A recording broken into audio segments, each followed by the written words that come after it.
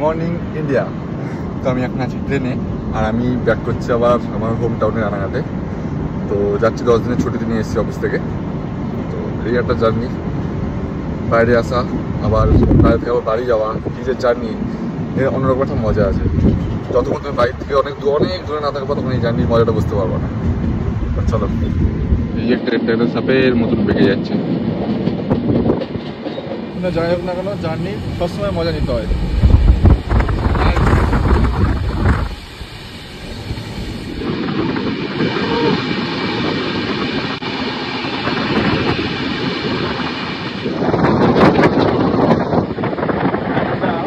Hello,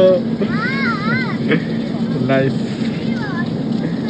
আর এই যে আরেক হ্যালো, হ্যাঁ ব্রো।